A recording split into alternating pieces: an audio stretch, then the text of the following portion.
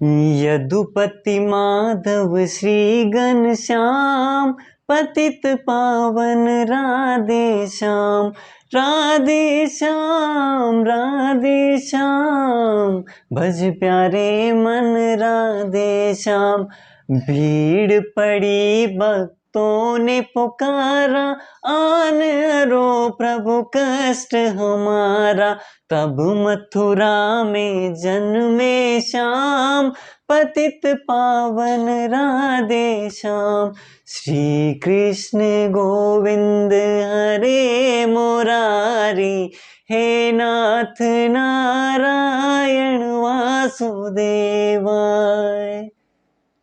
Hello guys, Vaishnav institute of wisdom में आपका स्वागत है। आज हम अध्ययन करेंगे क्षितिज भाग 2 कक्षा 10 के अध्याय फर्स्ट को, अध्याय पहला, जिसका नाम है सूरदास के पद। ठीक है, और ये सूर सागर ग्रंथ से इस अध्याय के अंदर जो पद दिए गए हैं 4, वो यहां से लिए गए। आपको थोड़ा सा मैं इसके बारे में बता दूं कि ये 4 पद है। इसके अंदर एक भ्रमर गीत आएगा। भ्रमर क्या होता है? तो भ्रमर जो 6 पैरों वाला एक कीट है जिसका कलर क्या होता है? काला, जिसे हम भंवरा कहते हैं। ठीक है, उसे क्या है? भ्रमर कहते हैं। और इसी का पर्यायवाची अगर हम देखा जाए तो हमारे जो क्वेश्चन बनता है बोर्ड के अंदर, वो मधुकर से प्रोनाउंसिएशन इसको किया जाएगा, मधुकर। ठीक है, यानी भौरे को क्या कहेंगे यहाँ पे? मधुकर भी। ठीक है, और बड़भागी जो पहला आपका पद है, इसके अंदर बड़भागी का मतलब है भाग्यवान। ठीक है, कहानी कुछ यूं है, या ये पद कुछ यूं है कि श्री कृष्ण के बारे में सब कुछ सूरदास जी बता रहे हैं 4 पदों के माध्यम से। ठीक है, कि उनका व्यवहार कैसा है, कैसे क्या है। तो शुरुआत करते हैं। जैसे वृंदावन से श्री कृष्ण मथुरा चले जाते हैं राजनीति करने, क्योंकि राज ये यहीं से करते हैं, मथुरा से। वृंदावन से जब मथुरा चले जाते हैं श्री कृष्ण, तो क्या है ना कि श्री कृष्ण वापस लौटने का उनका मन नहीं होता है।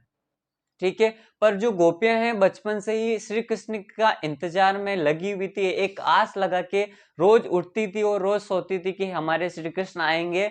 परंतु ऐसा अब नहीं होगा। क्यों नहीं होगा? क्योंकि इन पदों में बता रहे सूरदास जी कि श्री कृष्ण उनके एक मित्र, या जिन्हें छोटा भाई भी कह सकते हैं, ठीक है, रिश्तेदार कह सकते हैं, जिनका नाम था उद्धव जी। ठीक है, उद्धव को श्री कृष्ण भेजते हैं गोपियों के पास, और उनसे संदेश पहुंचाते हैं गोपियों के पास कि कहते हैं कि अब आप क्या करो, श्री कृष्ण को आप भूल जाओ और क्या है? योग करो, मनोयोग, यानी ईश्वर की भक्ति करो और श्री कृष्ण का जो प्रेम है उसको आप भूल जाओ।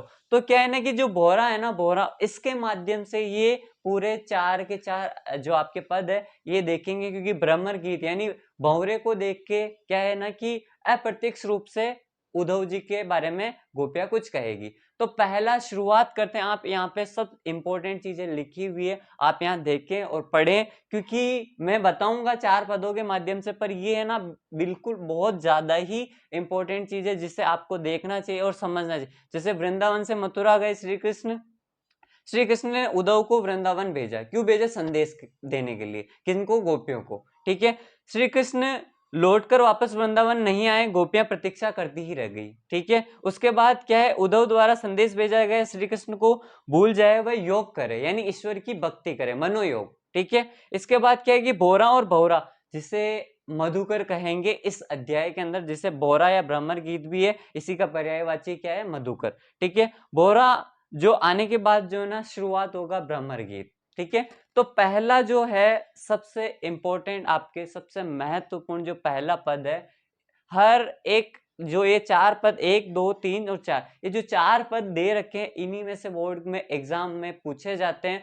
और इतना कुछ है इस अध्याय में सीखने के लिए, क्योंकि श्री कृष्ण के बारे में पूरा इनके जीवन के बारे में लिखते हैं सूरदास जी। और क्या कि ये चारों जो पद है ना सबसे ज्यादा महत्वपूर्ण है। और इनके लेखक परिचय की भी बात कर लेते हैं थोड़ा सा, क्योंकि सूरदास जी का जो लेखक परिचय है कक्षा 10 के बोर्ड एग्जाम में हमेशा हमेशा पूछा ही जाता है। किनके? लेखक परिचय के बारे में, और सूरदास जी का तो पूछा ही जाता है। तो शुरुआत करता हूं मैं लेखक परिचय से। तो इनका जन्म जो है 1478 में मथुरा के पास एक रेणुका क्षेत्र है, वहां पे इनका जन्म हुआ था। दूसरी मान्यता, ऐसा भी मानते हैं दूसरे लोग कि इनका जो जन्म है वो दिल्ली के पास सिंही के अंदर माना जाता है। ठीक है, महाप्रभु वल्लभाचार्य के शिष्य थे सूरदास जी, और अष्टचाप की कवियों के लिए ये सर्वाधिक प्रसिद्ध थे। वे मथुरा वृंदावन के बीच गौ घाट पर रहते थे, श्रीनाथ जी के मंदिर में भजन कीर्तन करते थे सूरदास जी। ठीक है, इनकी मृत्यु जो है 1583 के अंदर पारसोली के अंदर होती है, जो राजस्थान के अंदर है। ठीक है, समझ गए। जन्म 1478 मथुरा के अंदर, मृत्यु 1583 पारसोली के अंदर। तीन ग्रंथ इनके महत्वपूर्ण है, सूर सागर, साहित्य लहरी, सरावली। सूर सागर ही सबसे ज्यादा प्रसिद्ध है। ठीक है, सूर सागर, जो ये ग्रंथ ऐसा है जिससे ही ये 4 पद लिए गए हैं। ठीक है, खेती व पशुपालन वाले भारतीय समाज में मनुष्य की स्वाभाविक प्रवृत्तियों के चित्रण करने में माहिर थे सूरदास जी। ठीक है, सूर वात्सल्य और श्रृंगार के एक श्रेष्ठ कवि थे सूरदास जी। कृष्ण और गोपियों के प्रेम सहज को मानवीय प्रेम में सहजना इनका एक व्यक्तित्व था। ठीक है, सूरदास ने मानव प्रेम की गौरव गाथा के माध्यम से सामान्य मनुष्य को भी हीनता के बोध से मुक्त कर दिया। उनके जीवन की एक क्या है ललट पैदा हुई श्री कृष्ण के बारे में। उनकी कविता ब्रज भाषा, ठीक है, ब्रज भाषा में मिलती है। ठीक है, समझ आ गया। ब्रज भाषा यानी मथुरा वृंदावन के उस क्षेत्र के अंदर जो भाषा बोली जाती है उस एरिया को कहते हैं ब्रज क्षेत्र, और उसी में बोले जाने वाली भाषा को ब्रज भाषा। तो पहला जो पद है मैं यहाँ से शुरुआत करता हूँ। हम क्या है कि यहाँ से शुरू होगा, ये प्रथम आपका शब्द है और ये अंतिम शब्द है, क्योंकि यहाँ पूरा बताना पॉसिबल नहीं है। तो प्रथम पद जो है आपका शुरुआत करता हूँ, इसका मैं हिंदी मीनिंग बताता हूँ क्योंकि ये बहुत ज्यादा इंपॉर्टेंट है चारों के चारों, पर पहला तो सबसे इंपॉर्टेंट होगा क्योंकि ये पहला है। ठीक है, तो क्या है कि इन पंक्तियों में उद्धव, पहला पद शुरू करते हैं उद्धव वाला और जो पागिए तक। ठीक है, पहला पद, इन पंक्तियों के माध्यम से उद्धव को गोपियां कहती है। अब क्या है कि जैसे उद्धव आते हैं और गोपियों से मिलते हैं, तो क्या है कि अब ऐसी परिस्थिति बनेगी कि जैसे आके उन्होंने गोपियों को बोला कि अब श्री कृष्ण नहीं आएंगे, आप क्या है उनके प्रेम को छोड़ दो और आप मनोयोग करो, योग करो और ईश्वर की भक्ति में लीन हो जाओ। पर ऐसा सुनते हैं ना क्या कि गोपियां जो है वो निराश हो जाती है। ठीक है, निराश हो जाती है, तो उसमें क्या है कि उद्धव जो है उनको डायरेक्ट नहीं बोलती। अब क्या है कि उनको जो जैसे उन्होंने संदेश दिया उद्धव जी ने गोपियों को, तो अब जो गोपियां हैं वो उद्धव को डायरेक्ट संदेश नहीं देगी, प्रत्यक्ष नहीं देगी। ठीक है, अब वो क्या है कि एक भौरा आएगा जो काले कलर का, मैंने बताया भ्रमर जिसे मधुकर कहेंगे, उनको प्रत्यक्ष रूप से उनकी साइड करके भ्रमर गीत क्या है शुरुआत कैसे होगी, जैसे भौरा उनके सामने मंडराएगा, तो क्या है कि जो गोपियां हैं भौरे को देख के उनको ताना मारेगी। किनको? उद्धव जी को, क्योंकि संदेश कौन लेके आया मथुरा से? मथुरा से संदेश कौन लेके आया? उद्धव। ठीक है, तो पहला, इन पंक्तियों में उद्धव को गोपियां कहती है कि तुम बड़े ही भाग्यशाली हो, श्री कृष्ण के पास रहकर भी उनके प्रेम और स्नेह से तुम वंचित हो। उद्धव को बोल रहे हैं। ठीक है, तुम उनके पास रहते हो यानी बहुत भाग्यशाली हो, परंतु तुम क्या है ना उनके प्रेम से फिर भी तुम वंचित हो। ऐसा कौन कह रही? गोपियां, पहले पद के अंदर। तुम कमल के उस पत्ते के समान हो जो रहता तो जल में है परंतु जल में डूब नहीं सकता। ठीक है, तुम कमल के उस पत्ते के समान हो जो रहता तो जल में परंतु डूब नहीं सकता। ठीक है, अब सुनो, जैसे मान लेते हैं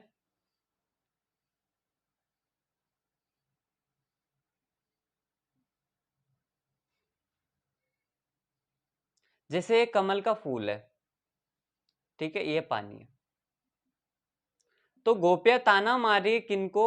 भ्रमर, जो आपके मधुकर जिसे कहेंगे भौरा जो है, भौरा, उसको देखकर ताना मारी कि तुम उद्धव का नाम नहीं ले रही है पर उसी को कह रही क्योंकि संदेश तो वही लेके आए हैं। ठीक है, तो वो कह रही कि तुम बहुत ही भाग्यशाली हो, पर तुम क्या है ना कि श्री कृष्ण के प्रेम से तुम वंचित हो। क्यों हो? अब वो कहती कि तुम कमल के उस फूल के पत्ते के समान हो जो रहता तो जल में परंतु डूब नहीं सकता, यानी प्रेम में नहीं डूब सकते हो तुम। ठीक है, क्योंकि आपने देखा हो तो जो कमल है, कमल, ठीक है, वो पानी में खिलता है, कीचड़ में खिलता है, पर इसके पत्ते क्या जल के अंदर डूब सकते हैं क्या? नहीं, ऊपर ही रहते हैं। तो इसी वजह से वो ताना मार रही है कि तुम कमल के उस पत्ते के समान हो जो रहता तो जल में परंतु उसमें डूब नहीं सकता। जिस प्रकार तेल की गगरी को जल में भिगोने पर भी उसके पानी की एक बूंद नहीं ठहरती, आपको पता हो तो घड़ा जो होता है कच्चा घड़ा उसे गगरी कहते हैं, ठीक उसी प्रकार तुम भी श्री कृष्ण रूपी प्रेम में नदी के साथ रहते तो हो, नदी के साथ रहते तो, पर तुम नदी में स्नान नहीं कर सकते हो। तुम उस नदी के साथ रहते तो हो पर तुम स्नान नहीं कर सकते हो, ठीक है। श्री कृष्ण की एक भी छींट तुम्हारे प्रेम रूपी शरीर पर नहीं गिरी, ना तुम उस नदी, जो प्रेम की नदी, उसमें तुम नहाए हो, ठीक है। तुमने कभी प्रीति रूपी नदी में पैर नहीं डुबाए, ठीक है। तुम बहुत ही विद्यमान हो, ठीक है। अब क्या है, उनको बोल रहे कि तुम बड़े ही विद्यमान यानी बहुत होशियार हो, भाग्यशाली हो, इसलिए कृष्ण के प्रेम में नहीं डूब रहे हो, ठीक है, ना उनके प्रेम में रंगे हो। हम भोली वाली गोपियां, इसलिए हमारे प्रति उनके ठीक आकर्षण के लिए हम चींटी की, हम जो गुड़ की जो चींटियां होती है ना, गुड़ पे जब चींटियां लग जाती है तो चींटियां जो है गुड़ पे इतना मतलब उसको छोड़ती नहीं है, इतना प्रेम होता है, उसको खाती है गुड़ को। तो जैसे मान लेते हैं ये गुड़ है, ठीक है, ये आपका गुड़ है और यहाँ पे छोटी छोटी सी चींटियां लगी हुई इनके ऊपर, ठीक है। ये छोटी छोटी सी गुड़ के एक एक एक टुकड़ा है, उस पर क्या है कि छोटी छोटी आपके चींटियां लगी हुई। तो जो ये गोपियां है ना, ये कह रही कि तुम बड़े ही विद्यमान हो, यानी तुम बहुत ही होशियार हो। तुम क्या हो, बहुत ही होशियार हो। क्यों हो, क्योंकि एक चीज समझना, विद्यमान हो इसलिए क्योंकि तुम श्री कृष्ण के प्रेम में कभी डूबे नहीं, ना उनके प्रेम से तुम मेल मिलाप करा, या ना तुम उनके रंग में रंगे हो, ठीक है। पर हम भोली भाली गोपियां, हम भोली भाली गोपियां, इसलिए हम उनके प्रति ठीक उसी तरह आकर्षित है जैसे चींटियां गुड़ के प्रति आकर्षित होती है, और उनके प्रेम में हम क्या है, मतलब लीन है, उनके प्रेम में लीन। क्योंकि मैंने बताया कि एक गुड़ का जो टुकड़ा होता है उस पर जब चींटियां लग जाती है ना, तो हम अगर इन चींटियों को हटाना भी चाहे, इस गुड़ के मतलब गुड़ के टुकड़े से हटाना भी चाहे, तो क्या है कि वो छोड़ती नहीं है प्रेम। जैसे ही वो बता रहे इसके माध्यम से कि जो गुड़ का जो टुकड़ा है, इस पे जैसे चींटियां लगती है तो वो गुड़ को छोड़ती नहीं, चाहे आप छुड़वाना भी क्यों ना चाहो, पर उसके एक पैर हाथ में आ जाएंगे, एक हाथ हाथ में आ जाएंगे, पर वो पूरा शरीर वापस उनके प्रति हटेगा नहीं। तो वो यही कह रहे हैं कि हमारा प्रेम है ना, जो गुड़ की जो चींटियां होती है ना, उनके समान, हम श्री कृष्ण को छोड़ नहीं सकते। आप छुड़वाना चाहते हो पर हम छोड़ नहीं पाएंगे, ठीक है। तो ये पहला पद हुआ, इंटरेस्टिंग था। और दूसरा जो पद है, अब मन से लेके न लही वाला, ठीक है। अब दूसरे पद में जो हिंदी भावार्थ है इसका, ये समझाने की कोशिश कर रहा हूं मैं, कि आप समझने की कोशिश करना। जैसे मन से लेके न लही, दूसरा जो अध्याय आपके ये पद है, इसके अंदर क्या है, इन पंक्तियों में गोपियां उद्धव से कहती है कि उनकी मन ही मन में एक बात रह गई। क्योंकि बचपन से जब वो चले गए, बड़े होके जब चले गए श्री कृष्ण वृंदावन से मथुरा, तो वो कहते हैं कि हमारे जो मन में एक बात थी, वो हमारे मन में ही रह गई। वे श्री कृष्ण से बहुत कुछ कहना चाहती थी, वह श्री कृष्ण से अपनी मन की बातें बहुत कुछ कहना चाहती थी और कहती भी। और उन्हें बातें सिर्फ ये है ना जो श्री कृष्ण से कहनी थी, और किसी के द्वारा जो संदेश भेजा गया है उनको नहीं कहनी है, ठीक है, उनको नहीं कहनी। किसी और को कहकर संदेश भेज सकते हैं वो, पर हम उन्हें अपने मन की बात नहीं कह सकते, उन्हें खुद आना पड़ेगा। वह कहती है कि इतने समय में श्री कृष्ण लौट कर आने की हमें एक आशा थी, परंतु वो आशा अब निराशा में बदल चुकी है आपके संदेश से, और वह विरह और दुख पीड़ा के अंदर है। कौन? गोपियां। वे व्यथा ही सह रही है काफी समय से, सोचकर कि वह आएंगे और हमारे सारे दुख को हरेंगे, पर ऐसा अभी तक तो कुछ नहीं हुआ। परंतु श्री कृष्ण ने हमारे लिए ज्ञान योग और मनोयोग का संदेश भेजकर हमें दुखी कर दिया है, ठीक है। हम विरह की आग में और जलने लगी हैं। ऐसे समय में कोई रक्षक को पुकारता है, परंतु हमारे जो रक्षक है ना, वही आज हमारे दुख का कारण है। क्योंकि कहते हैं कि एक राजा जो होता है ना, राजा का धर्म होता है उसकी प्रजा को सुखी रखना, परंतु आज हमारा जो रक्षक है, राजा है, जो रक्षा करता है, वही हमारे दुख का कारण बना है, क्योंकि वो श्री कृष्ण नहीं है। वही आज हमारे दुख का कारण है। हे उद्धव, अब आप धीरज क्यों धरे, हम धीरज क्यों धरे, कैसे धरे, और हमारी आशा की एक निराशा में बदल चुका, एक आशा का जो तिनका था वो भी अब डूब चुका है, वो भी अब क्या है, डूब चुका है। प्रेम की मर्यादा है, प्रेम में ही प्रेम हो जाता है। श्री कृष्ण का हमारे बचपन से ही हमारे प्रति उनके लिए इतना मन है, इतना प्रेम है, जो क्या है कि अब जो प्रेम है ना, वो दुख में परिवर्तित कर दिया आपके संदेश ने। और जो है बदले में प्रेम ही दिया जाए, प्रेम के बदले प्रेम ही दिया जाए, पर श्री कृष्ण ने हमारे साथ छल किया है और उन्होंने मर्यादा का उल्लंघन किया है। ऐसा कौन बता रहे हैं उद्धव जी को इनडायरेक्टली, अप्रत्यक्ष रूप से भौरे के द्वारा गोप्य। ठीक है, इसके बाद तीसरा जो पद है हमारे से लेके मन चक्री तक। तो तीसरे पद के अंदर जो गोपियां हैं वो कहती है कि इन पंक्तियों में गोपियां कह रही है कि श्री कृष्ण उनके प्रति जो एक हारिल पक्षी होता है, ठीक है, कृष्ण उनके प्रति, उनके लिए हारिल की लकड़ी है। एक हारिल पक्षी होता है, आप इधर देखें, एक हारिल पक्षी होता है जो एक हमेशा दिन रात एक लकड़ी को अपने पैरों के अंदर रखता है। ठीक है, एक हारिल नाम का एक पक्षी होता है जो सोते टाइम पे भी उस लकड़ी को अपने पैरों के अंदर रखता है, और वो जागते टाइम पे भी, उड़ते टाइम पे भी अपने पैरों में एक लकड़ी रखता है, जिस लकड़ी को क्या कहते हैं, हारिल की लकड़ी। यानी हारिल पक्षी ने जिस लकड़ी को पकड़, अगर मान लेते उससे गलती से छूट भी जाए तो वापस वो क्या है, उस लकड़ी को पकड़ लेता है और अपने पैरों में दिन रात सोते टाइम पे 24 घंटे उसी के पास रहता है। तो गोपिया कह रही है, अब ताना कैसे मार रही है कि कृष्ण उनके लिए हारिल की लकड़ी है। जिस तरह हारिल पक्षी लकड़ी के टुकड़े को अपने जीवन का सहारा मानता है, मैंने बताया हमेशा रखता है, उस सहारा मानता है, क्योंकि वो अपने पैरों में हमेशा ऐसे पकड़े रहता है। ठीक है, ऐसे पकड़े रहता है। तो उसी प्रकार श्री कृष्ण भी गोपियों के जीने का एक आधार, उन्होंने मन कर्म वचन से नंद बाबा के पुत्र कृष्ण को अपना माना है। जैसे हारिल का पक्षी जो होता है हारिल की लकड़ी को अपना मानता है, उसके जीवन का आधार है, वैसे ही जो नंद बाबा के कृष्ण है वो क्या है, उनके जीवन का आधार है। तो गोपियां कहती है, जागते हुए सोते हुए दिन रात स्वप्न में रोम रोम में श्री कृष्ण बसे हुए हैं, अब कैसे उनको छोड़ें, उनके प्रेम से दूर हुए। ठीक है, हे उद्धव, उद्धव का संदेश लेके जो लकड़ी के समान एक आधार था वो आपने तोड़ दिया आज आपके संदेश से। उन्हें उद्धव का संदेश कड़वी ककड़ी के समान लगता है। ठीक है, कड़वी ककड़ी के समान लगता है। जैसे हम सलाद में ककड़ी खाते हैं, अगर कड़ी आ जाए, वो कड़ा कड़वापन आ जाए उस ककड़ी के अंदर, तो क्या हमें अच्छा लगता है? नहीं। ठीक है, हमें कृष्ण के प्रेम का रोग लग चुका है। अब हमें आपके कहने का, पर जो योग आप कह रहे हो ना कि मनोयोग, ईश्वर की भक्ति करो, हमें कृष्ण के प्रेम रोग, हमारे को कृष्ण का प्रेम रोग लग चुका है काफी समय से। अब हमें आपके कहने पर योग का कोई रोग नहीं लग सकता है, हम मनोयोग नहीं कर सकते हैं। इसके बारे में न कभी हमें सुना है, न देखा है, न कभी इसको भोगा है। जो मनोयोग ईश्वर की भक्ति करते हैं वो हमने ना तो कभी देखा है, ना भोगा है, ना सुना है। आज जो योग का संदेश लेके आए हैं उन्हें जाकर सौंप दे, क्योंकि हमारा जो मन है ना वो चंचल है, क्योंकि योग के लेके मन को स्थिर रखना पड़ता है, पर उनका जो मन है गोपियों का वो चंचल है। क्योंकि हमारा मन चंचल है तो हम ना तो योग कर सकते हैं और ना ये लत हमें लग सकती है। हमारा मन तो कौन लेके गए हैं? आपके श्री कृष्ण। तो उन्हें आप भेज सकते हो तो भेजना, बाकी अब हमारे से ईश्वर की भक्ति या जो आपकी योग संदेश के बारे में वो बोल रहे हैं, ईश्वर की भक्ति के बारे में, वो अब पॉसिबल नहीं है। ठीक है, क्योंकि हमारा मन जो है वो चंचल है, स्थिर हम रह नहीं सकते, क्योंकि प्रेम हमारे को बचपन से किससे है? श्री कृष्ण से।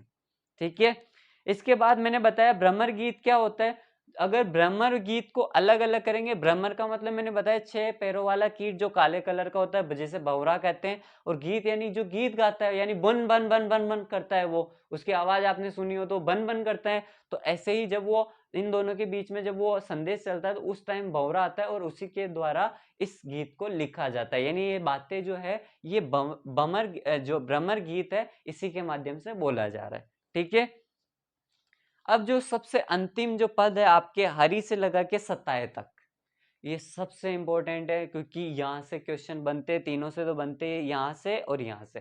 पहला और अंतिम ये बहुत ज्यादा महत्वपूर्ण है बोर्ड क्लासेस के लिए। तो जो है मधुकर, मैंने बताया मधुकर किन्हें कहेंगे हम? भंवरे को। ठीक है, जिसे भ्रमर गीत के माध्यम से इंडिकेट किया गया है।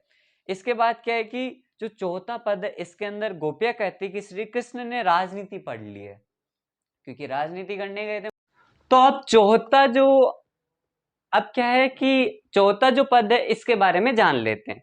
ठीक है, जो चौथा पद क्या है, इसके अंदर सबसे महत्वपूर्ण है ये बोर्ड क्लासेस के लिए। चौथे पद के अंदर क्या है कि जो गोपियां है ना, गोपियां कहती है किससे? उद्धव से।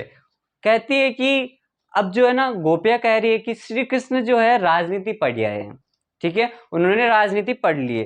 गोपियां बात करते हुए व्यंग्य पूर्वक कह रही है कि वह पहले से ही बहुत चालाक थे। ठीक है, श्री कृष्ण पहले से ही बहुत चालाक थे, उन्होंने बड़े बड़े ग्रंथ पढ़ लिए, अब तो उनसे उनकी जो बुद्धि है वो और अब बढ़ गई है। ठीक है, हमारे बारे में सब कुछ जानते हुए भी उन्होंने हमारे पास उद्धव आपके माध्यम से क्या है संदेश भेजा। उद्धव जी का कोई दोष नहीं है इसमें। अब गोपिया कह रही है कि उद्धव जी का कोई दोष नहीं है, उन्होंने अपना दायित्व निभाया, वो तो भले मानुष है, वो तो भले इंसान है जिन्होंने अपना कर्तव्य पूरा किया। ठीक है, गोपिया उद्धव से कहती कि आप जाकर कहिएगा उन्हें, आप जाकर कहिएगा उन्हें कि यहाँ मथुरा जाते वक्त श्री कृष्ण हमारा मन भी उनके साथ ले गए हैं, वे वापस कर दे उस मन को, और वे अत्याचारियों को दंड देने मथुरा गए थे, परंतु वे स्वयं अब अत्याचारी बन चुके हैं। आप कहिएगा उन्हें कि एक राजा का धर्म होता है कि उनके प्रजा की रक्षा करे, हित रक्षा करे, उनको सुखी रखे, उन्हें कष्ट ना पहुंचाए, उन्हें किसी भी प्रकार का कष्ट नहीं पहुंचाए, यही एक राजधर्म है। पर वो राजधर्म पर खरे नहीं उतर रहे, वो हमारे को संदेश भिजवा के क्या है कि दुख पीड़ा और कष्ट ही उन्होंने हमारे को दिया है, जो कि एक राजा का धर्म नहीं होता है। ठीक है, इसके बाद क्या है कि मैंने आपको बताया कि हारिल पक्षी के बारे में। हारिल जो पक्षी होता है, ये पीली टांगों वाला होता है, हरे रंग के जो कबूतर की प्रजाति होती है वैसा दिखता है। ठीक है, और ये क्या है कि संस्कृत के अंदर है ना, इसको हारित कहते हैं, संस्कृत के अंदर हारित पक्षी को हारित कहते हैं। ठीक है, ये पक्षी भारत में बड़े घने पेड़ों वाले क्षेत्रों में रहते हैं, घने पेड़ जो होते हैं वहां पे रहते हैं, और 24 घंटे यानी दिन रात सोते उठते बैठते खाते पानी पीते समय एक लकड़ी इनके पैरों में रहती ही रहती है। यही हारिल पक्षी के बारे में बताया, गगरी के बारे में बताया गोपियों ने, यहाँ पे गुड़ और चींटियों के बारे में बताया, यहाँ पे नदियों के बारे में बताया, यहाँ पे कमल के बारे में बताया।